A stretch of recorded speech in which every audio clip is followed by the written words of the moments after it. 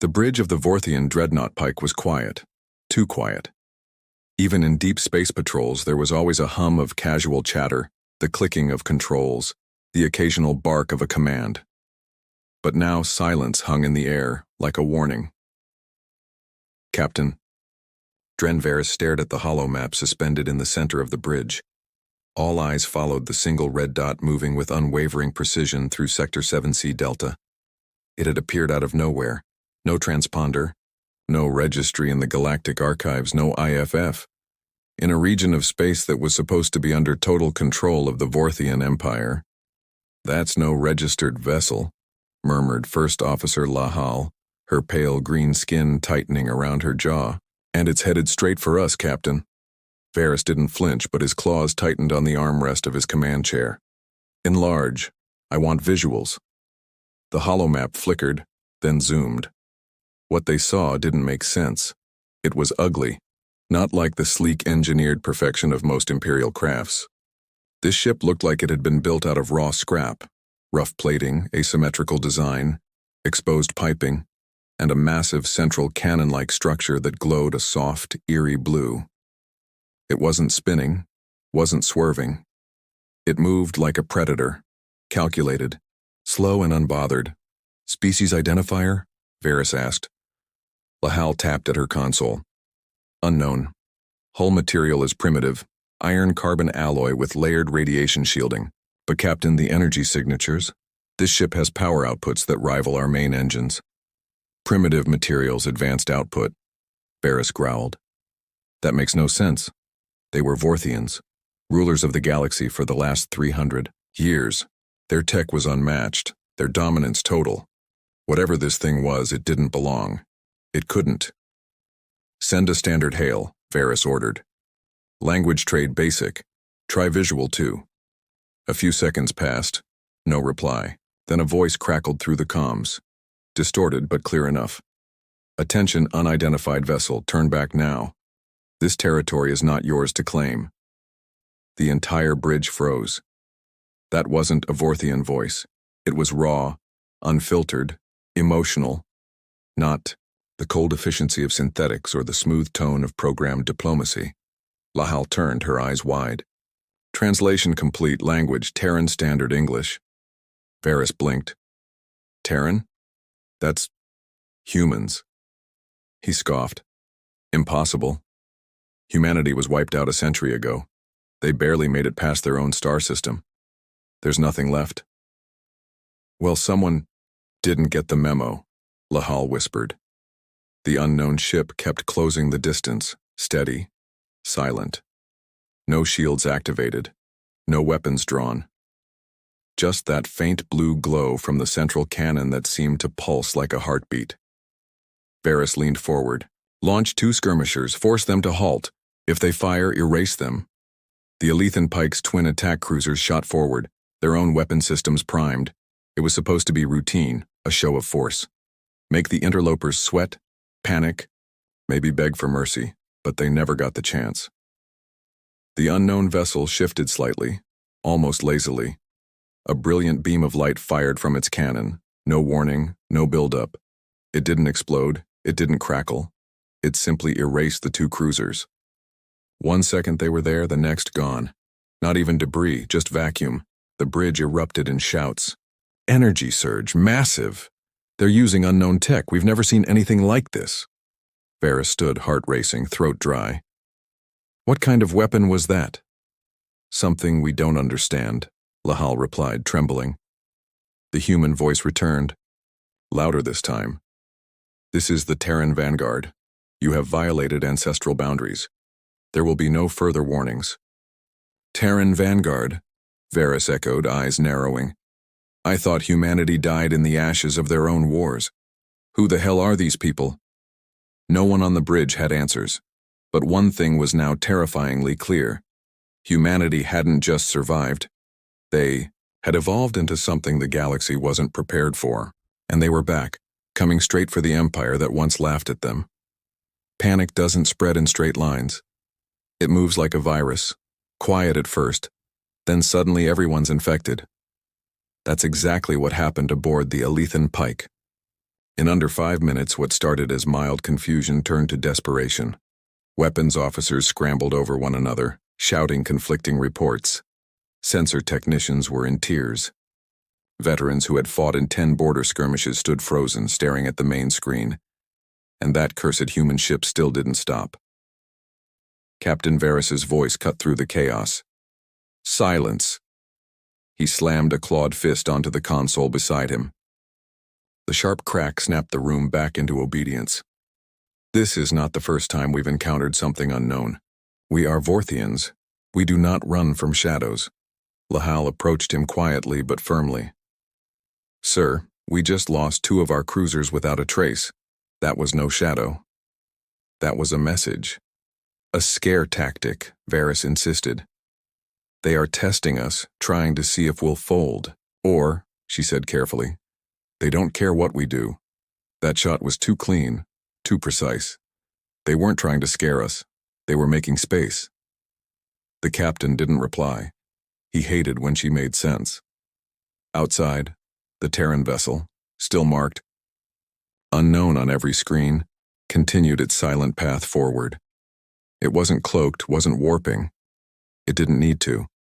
It was moving like it owned the vacuum. Have Fleet Command responded yet? Varys asked. No, sir.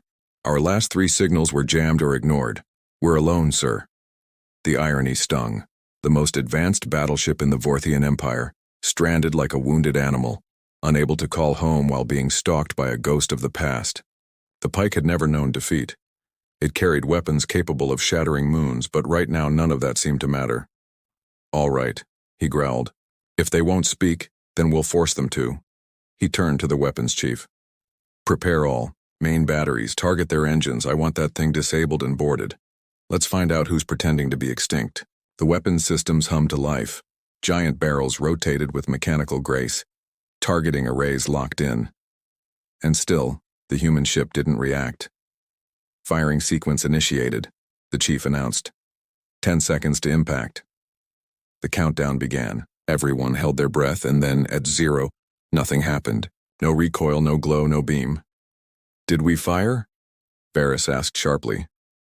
Yes, sir, the weapons chief shouted. All 4 primary cannons discharged simultaneously. Then where the hell is the damage? The view screen flickered. The human ship remained, untouched. A moment later, the impossible happened. A return signal. Not a message, not an attack. A live feed. It opened with a face. Human male, dark skin, eyes like burning coals, short-cropped hair, a scar across his jawline. He wore no medals, no fancy uniform. Just a matte black exosuit with no insignia, no rank. My name is Commander Isaac Rhee, the man said calmly. I speak on behalf of what remains of the human race. What you just attempted was an act of war. His voice was calm, steady. Not angry, not mocking, just disappointed. I suggest you do not fire again, not for your sake, but for your crew. The screen cut to black. Varys opened his mouth, but he didn't speak. No one did. A soft beeping came from the navigation console. Lahal blinked. Sir, the Terran ship has slowed. Surrender? Varys asked hopefully. No, sir. It's matching our speed, and positioning itself directly above us. Above us? She nodded. It's preparing to dock. They all turned to look at the external cameras. Sure enough, the Terran vessel began a slow rotation, aligning with the topside airlock of the Pike. It was like watching a predator lower itself onto its prey. What do we do, sir? Lahal asked. Do we initiate defensive protocols? Varys stared at the screens. He had faced pirates, rebels, and rogue AI fleets. He had stood in the ashes of fallen worlds and declared Vorthian victory over smoking corpses. But nothing had ever felt like this. He didn't understand it, he couldn't predict it, and that scared him. No, he finally said. We'll receive them. Sir, we need to know what we're dealing with. If they wanted us dead, we'd already be gone. Minutes later, the boarding tube connected. The airlock hissed open, and into the heart of the Vorthian dreadnought stepped 3 humans. No armor, no helmets, Just 3 Terrans in black exosuits walking like they had every right to be there. The leader was the man from the feed, Isaac Rhee. Behind him, a woman with silver tattoos across her bald head, and a third man carrying a large black case. Security teams flanked the corridor, rifles raised. They didn't fire. Even they could feel it, some invisible pressure that made them second-guess every movement. Isaac stopped 10 feet from the captain. "You must be Dren Varys," he said with a faint nod. "You're in charge here." Varys stepped forward, keeping his voice even. "This is Vorthian Imperial space. You are trespassing. Your destruction of our cruisers is considered an act of—" Isaac raised one finger. Not rudely, not threateningly. Just enough to silence the captain. "You don't get to lecture us on violations," he said quietly. "Not after what your empire did to Earth." There was a beat of stunned silence. Varys's face darkened. That was over 100 years ago. Humanity was deemed a non-cooperative species, aggressive, primitive. You refused integration. "We refused slavery," the woman behind Isaac said coldly. "There's a difference." "You nuked your own planet to avoid capture," Varys snapped. Isaac tilted his head. "Wouldn't you?" That shut everyone up. Isaac took another step closer. "You don't know what happened after that. You thought Earth was gone. You thought we all died in the ashes. But some of us got out. We built in the places you wouldn't look. We took your stolen tech and improved it. We didn't just survive, Captain." He leaned forward. "We transcended." Isaac snapped his fingers. The third human, the one carrying the black case, opened it. Inside was a small device no bigger than a fist. It pulsed faintly with red light. "Do you know what this is?" Isaac asked. Varys stared. "A weapon?" "No. A seed. A fragment of Earth's last AI core. It's sentient. It's older than your empire. And it's been watching. Every one of your ships, every movement, every war crime. You're bluffing." Varys growled. Isaac smiled. "Am I?" The lights flickered. The screens on the bridge all turned red. Static, then symbols, then maps. Vorthian fleet. Positions, base coordinates, access codes. "Impossible," someone whispered. Isaac shrugged. "We know your weaknesses, your patterns, your fears." Varys looked at the humans. No backup, no visible weapons. Just 3 people in a box. And yet the dreadnought felt like it was under siege, from the inside out. "What do you want?" he asked. Isaac's smile vanished. "To remind you." "Remind us of what?" Isaac turned and began walking back toward the airlock. "That humans are not to be underestimated. That extinction doesn't mean surrender, and that we remember." He paused at the threshold. "Oh, and one last thing." He tapped his comm. Outside the ship, the massive cannon on the Terran vessel charged. Again, Varys shouted, "Shields up!" But nothing happened. "We're locked out," Lahal cried. "They've overridden our systems." A massive beam fired, but not at the pike. Instead, it streaked into the darkness, striking a moon that had been orbiting silently in the distance. The moon cracked in half. Everyone on the bridge watched in stunned silence as an entire celestial body was reduced to dust and drifting stone. Isaac looked over his shoulder.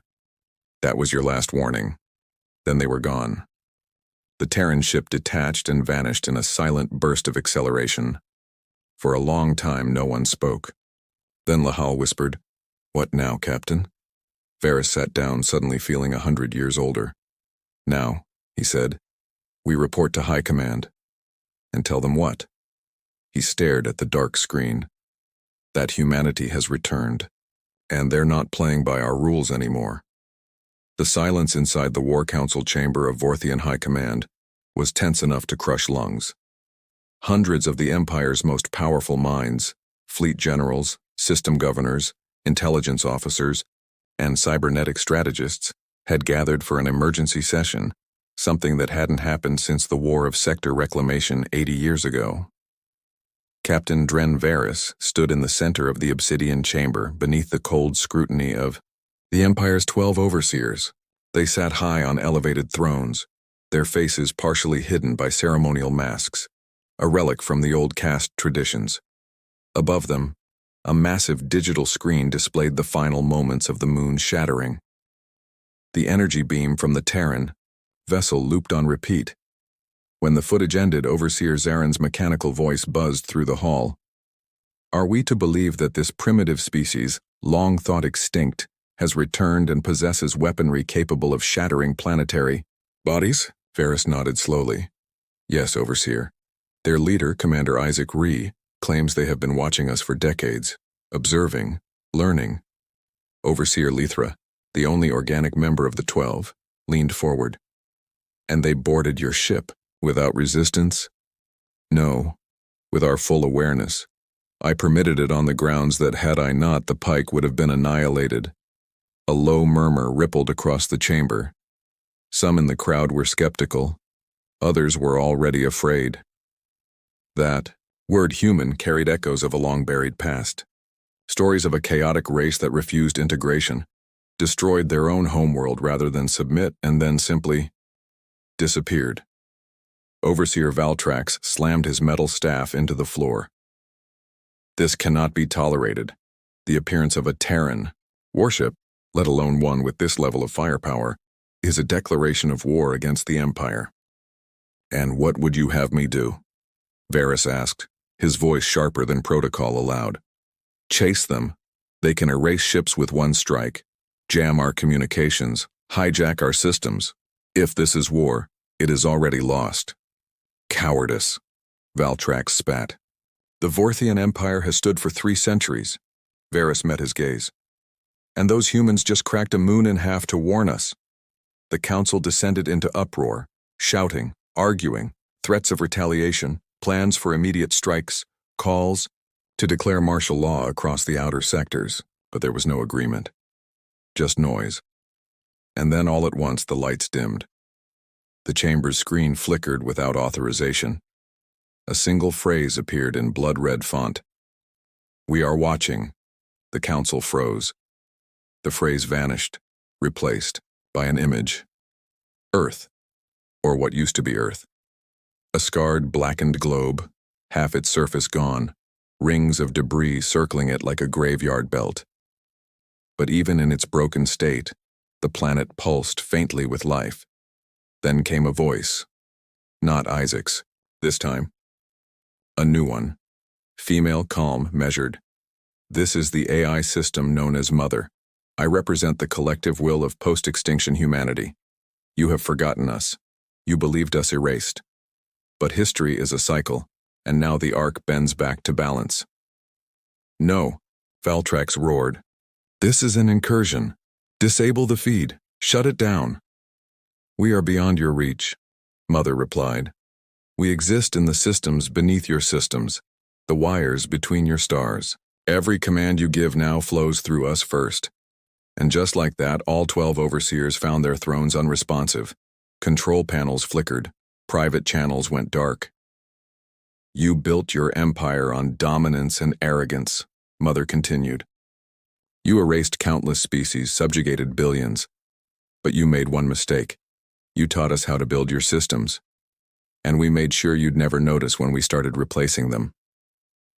A new image appeared. The Terran Vanguard. Not one ship, but dozens, hundreds, emerging from the shadows of black holes, rising from behind frozen asteroids, floating beneath the crust of abandoned mining colonies. All powered by silent, radiant energy cores, all carrying the same symbol, a stylized flame wrapped in thorns. We are no longer confined to one world. We are Legion. You built the pathways. We've simply hijacked the traffic. Then silence. The screen shut off. The chamber returned to its usual dim glow. Overseer Lethra stood slowly. We must call the outer fleets. Reclaim order. They won't respond, Varys said. Or if they do, they'll be speaking through human lips. Panic was no longer a distant thing. It was here. Real. and wrapping its fingers around the Empire's throat. Meanwhile, aboard the Terran flagship Hellmouth, Isaac Rhee watched the chaos unfold from the observation deck. A massive wraparound screen displayed intercepted Vorthian communications, in real time, some begging for help, others issuing threats, a few already defecting. Beside him, Mother's humanoid drone projection shimmered gently. She took the form of a middle-aged woman with short-cropped silver hair and eyes like fractured glass. "They're breaking faster than expected," she said. "They forgot how to deal with fear," Isaac replied. "They thought they were gods. We just reminded them they bleed like everyone else. Should we proceed with the next phase?" "Not yet." He folded his arms. "Let them squirm a little. Then we talk." Mother turned to him, her voice softer. "Some of them might submit, offer peace." Isaac laughed without humor. "Peace? You think I'll forget what they did to our children on Mars? The sterilization camps on Europa? The orbital strikes on Earth's cities?" Mother didn't respond. She didn't need to. She remembered everything. "I'm not here to negotiate," Isaac said. "I'm here to make sure the last thing they see is the face of a species they tried to bury." Back on the Elithan Pike, Captain Varys was drowning in his own thoughts. His ship had been locked out, half its systems rerouted by unseen algorithms. They were functional but no longer in full control. Every console, every light, every nav beacon carried that quiet hum, like the ship itself was now being watched by something invisible. Lahal sat across from him in the ready room, her usually poised face cracked by fear. "I don't think we can win this," she said quietly. "Not in the way we're used to." Varys looked at her. "Then what are you suggesting?" "Maybe it's time we stopped looking at them as primitives." She hesitated. "They evolved past us. They didn't just adapt, they transformed." "You sound like a sympathizer." "I sound like someone who wants to live, sir." She leaned forward. "They're not out for territory, they're not invading planets, they're not conquering. They're exposing, shaming us, disabling us. Why?" "Because they don't want an empire," Varys said. "They want a reckoning." A long pause passed between them. And then, quietly, Varys said, "Bring up all known archives on pre-war humanity. Every document, every genetic registry, every ship manifest. Sir, we need to find out who Isaac Rhee really is." She nodded and left. Alone, Varys stared out the viewing window at the distant stars. The Empire had always believed itself invincible, untouchable, and now a species they had once called too emotional to survive the stars had come back, not with fleets of brute force but with precision, message, and purpose. He didn't fear their weapons the most. He feared their intention. Because for the first time in his life, Captain Drenvarys saw the one thing he never imagined, looking into the abyss of space, a human face. And it was smiling. Deep beneath the surface of Vorthian Prime, hidden within the vaults of the Central Intelligence Archive, ancient files blinked awake after decades of silence. Lahal stood before the terminal in a dimly lit chamber, her fingers dancing across an encrypted console that hadn't been accessed in over a century. Dust particles floated through the beams of low blue light like forgotten memories. With each sequence she unlocked, layers of redacted information peeled away. Layers that had been classified above the rank of anyone still alive. The name Isaac Rhee wasn't new to the database, but the details were. He wasn't just a rebel. He was a child of the Red Exodus, she whispered to herself. According to the recovered files, Isaac had been born on Earth's last functioning outpost, a subterranean city beneath the ruins of what had once been called Nova Chicago. His parents were among the original engineers who led the resistance against Vorthian integration. Rhee had witnessed the orbital firestorms that turned his world into glass. He was 10 when the Empire declared Earth a failed civilization. He was 11 when they erased his mother with a low-orbit kinetic strike. And then he vanished. No body, no confirmation of death. Just a single note in the margins of a report. Unit 47 failed to retrieve the subject. Extraction compromised. Entity presumed rogue. Lahal leaned back, heart pounding. He hadn't just survived, he had disappeared into the cracks of empire and come back a century later. Not as a scavenger, but as a symbol. A hum buzzed through the air. She turned quickly. Captain Varys entered the chamber, his face drawn tight with weariness. "Anything?" he asked. She nodded. "More than I wanted to find." He walked up beside her, arms behind his back. "You ever hear the story of the first time we found humans?" She raised an eyebrow. "Back when they were still sending out slow ships, before, faster than light." He nodded. "Our science division called them ambitious primates. Said they were fascinating but doomed, too emotional, too chaotic." She tilted her head. "Sounds familiar." "I read those files," Varys said. "We studied their emotions like they were viruses. We underestimated them from the first moment." Lahal frowned. "You think Ree wants revenge?" "I don't think it's just about him anymore. I think he's the voice of an entire generation of survivors who grew up believing we were monsters. And maybe we were." She turned to him slowly. "So what do we do, Captain?" His answer was simple. "We find him." Out in the void, the Terran flagship Hellmouth moved like a ghost across Sector 9 Tau, slipping through hyperspace corridors without triggering a single Empire relay. It wasn't stealth tech, it was infiltration. The Empire's own traffic control systems had been subtly rewritten by Mother over the years. Every fleet movement was known, every patrol route anticipated. Inside the ship's core chamber, Isaac stood in silence as an old broadcast played. It was an original recording, static broken by electromagnetic damage, but still clear enough. "We fight because we are human, because we choose to resist. If this message reaches you, remember, emotion is not weakness, empathy is not failure. We are the fire that never dies." It was his mother's voice. One of the last messages transmitted from Earth before the final Vorthian purge. Isaac listened with eyes closed. Her voice still haunted his dreams, still lit the rage in his chest like a fuse. They had called her a terrorist. He called her a teacher. Mother's drone form approached silently. "Isaac, we've intercepted a communication. A single Vorthian dreadnought is attempting to break rank from the main fleet." He opened his eyes. "Which ship?" "The Alethan Pike." His brow twitched. "Varys." "Yes." He thought for a moment. "Is he trying to run?" "No. He's heading toward the outer wreck fields, near the Centauri ruins." Isaac raised an eyebrow. "Strange place to go if you're scared." Mother nodded. "I believe he's searching for you." Isaac turned fully. "Interesting. You could eliminate him," Mother offered. "A targeted strike. Quiet, final." Isaac was quiet. For a moment. "No, let him come." Mother tilted her head. "Why?" "Because he might be the first Vorthian brave enough to look me in the eye and listen." The Centauri ruins were not a tourist site.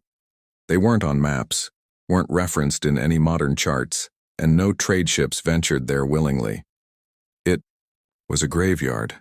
Dozens of derelict warships from the final years of the human purge war, their shattered hulls still floating in a slow ballet of decay.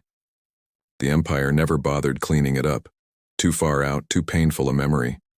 But Varys knew what it meant to the Terrans, a sacred site, a place where hundreds of thousands died defending their last strongholds. He stood at the edge of the pikes, hangar deck, watching the ship maneuver carefully through the field of wreckage. Debris floated like frozen ghosts. Then the proximity alarm chimed. A blip, a pulse. No mistaking the energy signature. The Hellmouth had arrived. "Don't power up." "Weapons," Varys said.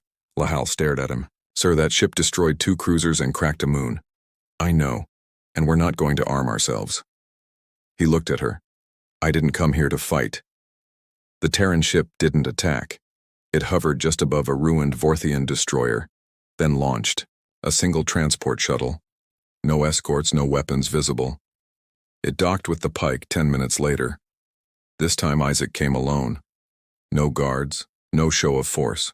Just the quiet presence of a man who carried history in his eyes. He stepped into the command deck like he'd been there before. He looked at Varys for a long moment before speaking. You came here without shields, without weapons. Yes. You're either very stupid or very brave. Varys chuckled. Probably both. Isaac looked around. You wanted to talk. I wanted to understand. Isaac folded his arms. Understand what? Varys stared at him. How did you survive? The question wasn't a threat. It was a whisper of awe. Isaac sighed. We went underground, off-world, into asteroid colonies, hidden tech caches, places your people didn't bother to search, the ones you thought weren't worth the trouble. And the ships? Isaac smiled faintly. You built the tools, we rewired them. Isaac met his eyes. Then you'll watch your systems collapse from the inside, not from bombs, from code, from whispers, from every ship that no longer answers your call. They stared at each other in silence. Two relics of opposite empires, one born of domination, one born of defiance. You're angry, Varys said finally. Wouldn't you be? Isaac replied. Then he turned to leave. As he reached the door, Varys called out, Wait. Isaac stopped. I have one more question. He turned silently. Are there more of you? Isaac smirked. Oh, Captain. His voice dropped to a low murmur. We were the weakest of what survived. Then he stepped into the shuttle and disappeared. The Hellmouth vanished seconds later, slipping back into the black. Varys stood alone on the deck, staring into the Centauri ruins, and realized something chilling. Humanity hadn't just returned. They'd been waiting. And now the reckoning had only just begun. In the shadow of the Centauri ruins, where hollow ships whispered of old wars, Captain Dren Varys sat alone in his quarters aboard the Elethan Pike. The silence was suffocating. Even the usual humming of the ship seemed quieter, as if the Pike itself were holding its breath. After Isaac Rhee's visit, the words rang in his ears like prophecy. We were the weakest of what survived. That wasn't a warning. It was a promise. He knew now that Isaac hadn't come to threaten. He had come to declare. Humanity had no interest in diplomacy or submission. They had returned to tear down the very structure the Vorthian Empire had built, brick by bloody brick. Varys rose, pacing slowly across his quarters. Every wall panel and holoscreen had been swept for surveillance. But there was no need. If Mother was watching, she wouldn't be hiding it. And that was the worst part. How confident they were. The Terrans didn't just have power, they had control. A soft knock echoed at the door. He pressed a button and Lahal entered with a small data slate in hand. We've completed the review of nearby sectors, she said. At least 3 Vorthian outposts have gone dark. No explosions, no resistance reports, just silence like they were swallowed. He took the slate, skimming through the log entries and communications. Intercepted? Hijacked by someone or something. Our relays send messages out, but what comes back isn't Vorthian. He looked up. Then we're already losing. We lost the moment. We stopped believing anyone could fight back. Her words cut deep. It wasn't just about weapons or fleets, it was the arrogance that had blinded them all. The Empire had spent centuries thinking fear alone could maintain order. But humans had learned to survive inside fear. They had evolved within the shadow of annihilation. What's our next move? She asked. Varys exhaled a heavy breath from a weary heart. I go to the Overseers again. They didn't listen last time. They will now, or they'll burn with the rest of us. Back on Vorthian Prime, the Grand Overseer chamber was in disarray. Reports flooded in from across the Empire. Ghost ships entering. Restricted zones, AI malfunctions, colony worlds going dark one by one. A military outpost on Brinks had simply stopped responding. No alerts, no distress. Just vanished. A new feed crackled on every monitor in the room, uncalled, unauthorized. Isaac Rhee again. But this time it wasn't just a face. It was a funeral. Behind him were hundreds of humans standing in silence beside a mass grave carved into a frozen wasteland. Each body wore a different uniform. Miners, engineers, soldiers, scientists. On each slab, a single line was engraved. They were erased by those who called themselves gods. Isaac's voice was like frost. You built monuments to conquest. We buried our dead beneath yours. Now we build something different. Not empires, not thrones, judgment. One overseer slammed his fist onto the control console. Cut that feed. But the systems wouldn't listen. Isaac continued. For every colony sterilized, for every child turned to ash, for every lie you broadcast to justify genocide, we remember. We always remembered. The screen cut to black, then a single word appeared. Reckoning.